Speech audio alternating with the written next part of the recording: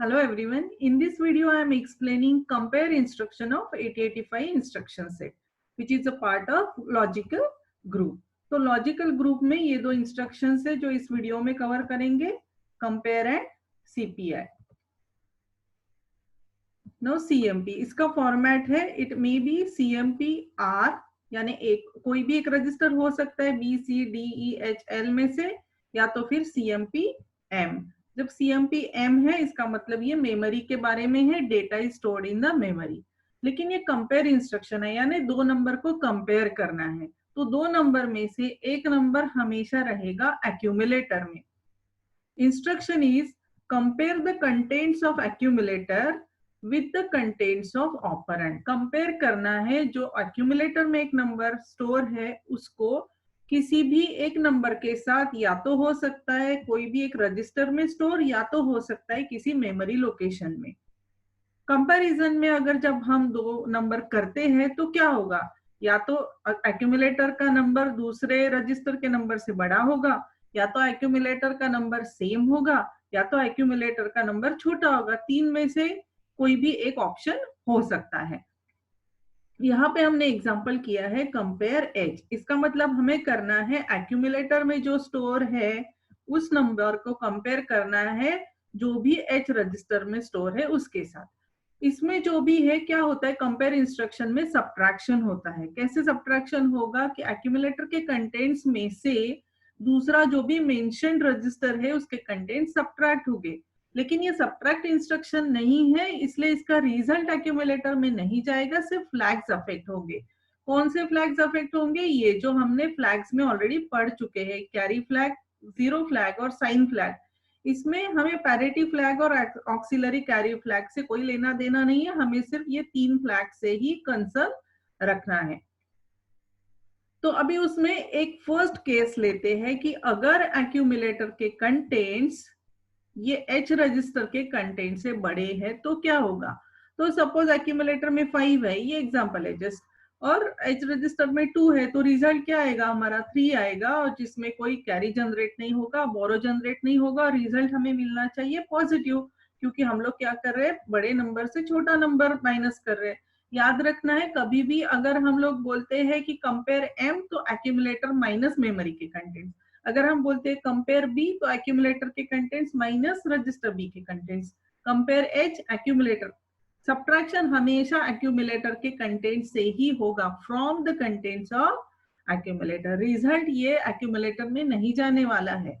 Compare instruction बहुत ही important instruction है जब भी हम लोग सॉर्टिंग वाले प्रोग्राम करते हैं, arranging the numbers in ascending order, descending order, इसमें ये इंस्ट्रक्शन बहुत ज्यादा यूज होती है, इसलिए सबको अच्छे से आनी चाहिए. तो सब्ट्रैक्शन कैसे होता है, अभी हम इमेजिन करते, कंसीडर करते हैं कि एक्यूमुलेटर में FF है और H रजिस्टर में E7 है. तो ऑब्वियसली जब हमें नंबर पता है, हमें पता है FF is greater than E7, तो ये हो गया हमारा केस 1.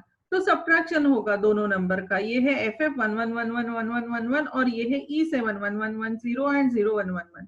इसको जब हम सब्ट्रैक्ट करते हैं, जब भी हम लोग बड़े नंबर से छोटे नंबर को सब्ट्रैक्ट करते हैं तो कोई भी बोरो जनरेट नहीं होगा उसमें, और बोरो जनरेट नहीं होगा तो कैरी फ्लैग क्या होगा, 0 होगा. कैरी फ्लैग 0 ही रहेगा, सेट नहीं होगा. याद रखना है जब भी हम बड़ा नंबर में से छोटा नंबर सब्ट्रैक्ट करते हैं तो कैरी फ्लैग जनरेट नहीं होगा, सेट नहीं होगा.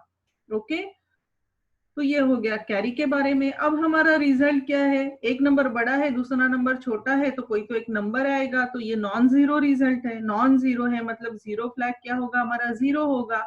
और रिजल्ट क्या है, पॉजिटिव रिजल्ट है हमारा, ये +3 होगा रिजल्ट, क्योंकि बड़े नंबर से छोटा नंबर माइनस कर रहे हैं तो ये पॉजिटिव है. फिर भी इसका ये जो मोस्ट सिग्निफिकेंट बिट है वो 0 है, पॉजिटिव है, तो साइन फ्लैग क्या होगा हमारा, 0 होगा. इसका मतलब अगर ए के कंटेंट्स एच के कंटेंट से बड़े हैं तो कैरी फ्लैग 0 रहेगा, जीरो फ्लैग 0 रहेगा और एस फ्लैग 0 रहेगा.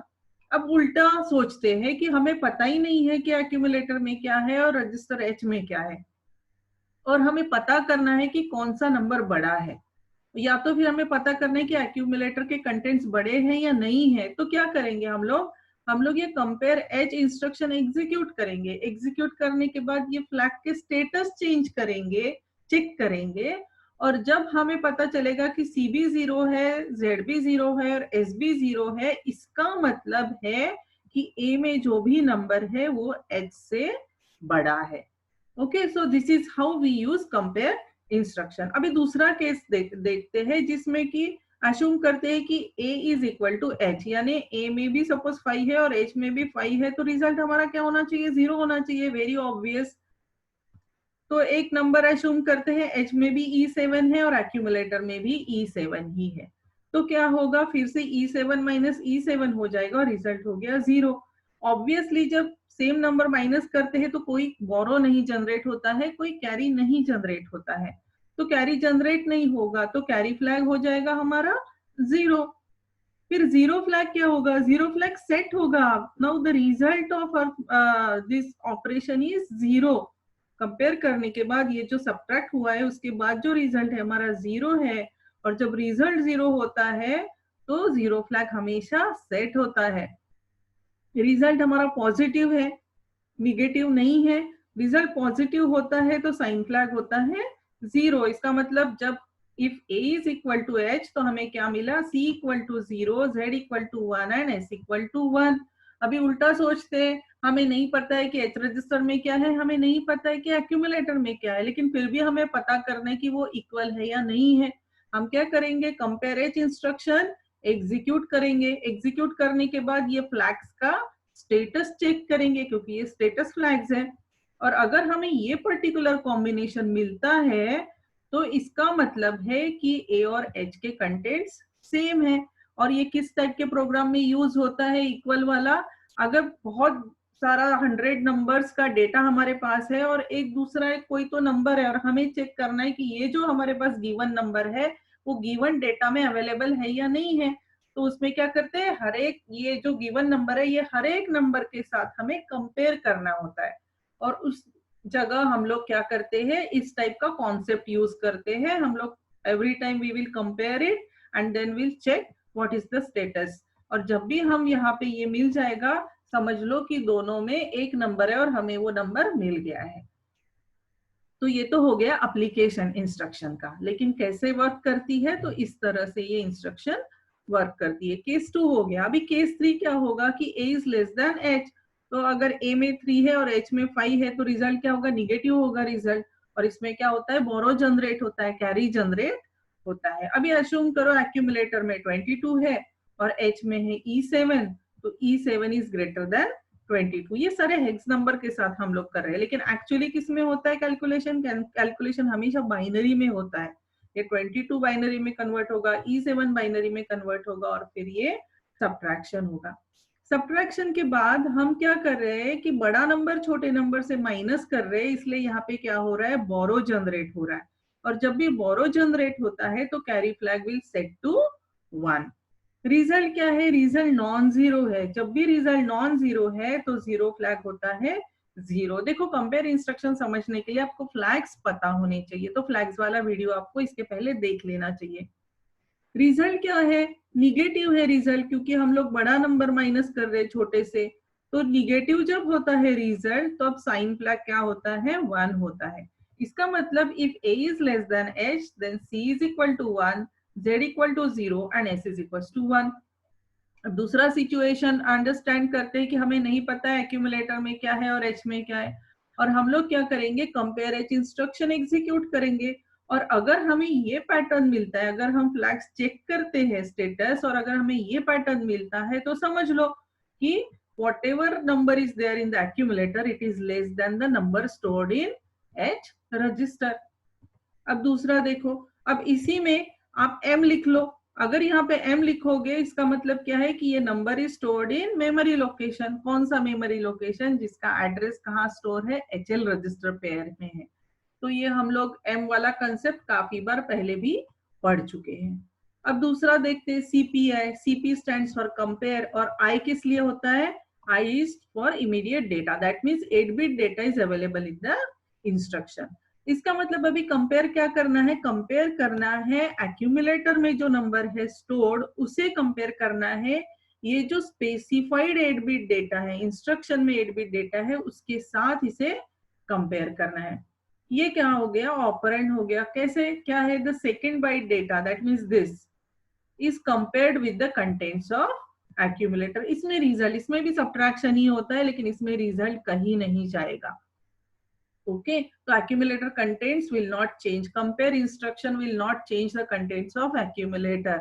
subtraction तो होता है लेकिन सिर्फ flags अफेक्ट होंगे, रिजल्ट accumulator में नहीं जाता है। इसमें कैसे स्टोर होती है ये इंस्ट्रक्शन सीपीआई मेमोरी में, इस तरह से स्टोर होती है। पहले होगा ऑपकोड सीपीआई का और उसके नेक्स्ट लोकेशन में स्टोर करना है हमें 05।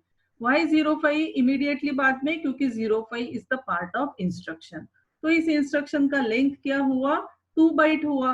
2 बाइट क्यों हुआ, because it took 2 bytes to memory location to store the instruction. एक इंस्ट्रक्शन स्टोर करने के लिए 2 मेमोरी लोकेशंस इसने ले लिए, तो इसलिए इसका लेंथ हो गया 2 बाइट। और प्रीवियस क्या था, जो CMPH हमने देखा, इसके पहले वाला इंस्ट्रक्शन CMPH, इसका सिर्फ एक ही ऑपकोड रहेगा, उसमें कोई डेटा गिवन नहीं है इंस्ट्रक्शन में। तो that is a 1 byte instruction, क्योंकि उसे एक ही लोकेशन चाहिए स्टोर करने के लिए। तो फिर से अभी इसमें आते हैं केस 1। अब केस 1 क्या हो सकता है कि ए में जो डेटा है वो 5 से बड़ा हो सकता है। केस 2 क्या हो सकता है, दोनों इक्वल हो सकते हैं। केस 3 क्या हो सकता है कि ए में जो स्टोर डेटा है वो लेस हो सकता है 05 से, हमें नहीं पता है क्या स्टोर है। ठीक है, अभी अश्यूम करते हैं कि सपोज एक्यूमुलेटर होल्ड्स 08। फिर से ये फ्लैग सेम, हमें इसमें ये ऑक्सिलरी कैरी और पैरिटी फ्लैग से कोई लेना देना नहीं है, हमें सिर्फ कैरी फ्लैग, जीरो फ्लैग और साइन फ्लैग ही चेक करना है। क्या होगा, देखो एक्यूमुलेटर के कंटेंट्स ऐसे जाएंगे, ये 5 होगा, ये सब्ट्रैक्शन होगा। इसको भी बाइनरी सब्ट्रैक्शन ही होता है। कैसे होता है, वैसे ही 0000 और 1000 है। ये 0000 और ये 0101। तो इसका सब्ट्रैक्शन होके हमें क्या मिला, 3 रिजल्ट आया।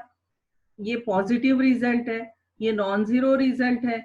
ये छोटा नंबर हमने सब्ट्रैक्ट किया बड़े नंबर से, तो कोई बोरो नहीं जनरेट हो रहा है लास्ट बिट से, 7th बिट से या 8th बिट से आप बोल लो। तो क्या होगा, कैरी फ्लैग 0 आएगा। अभी रिजल्ट क्या है, नॉन जीरो है, जीरो नहीं है रिजल्ट, 03 है, नॉन जीरो है। जब रिजल्ट नॉन जीरो होता है तो जीरो फ्लैग 0 होता है।